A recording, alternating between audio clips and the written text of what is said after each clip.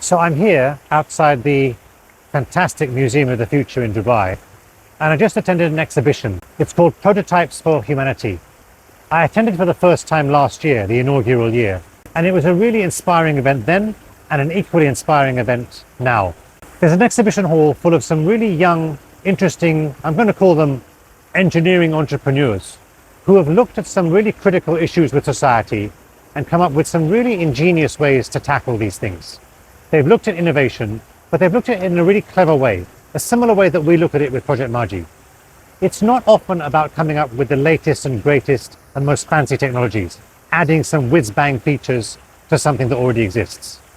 Very often, it's about really drilling down to what the critical need is for consumers, and consumers sometimes in really critical areas, bottom of the pyramid people, stripping down unnecessary features, bringing out just the most critical features that are needed to solve a problem, bringing the cost right down, making sure that the quality is exceptional so that reliability remains really high, because these are things that need to be affordable for people and cannot afford to go wrong. It was a really inspiring exhibition for me. Of course, I spent a lot of time at the water stands, some really interesting people with some great solutions that I'm going to follow up on, but other people doing things in the medical sphere, in the communications sphere.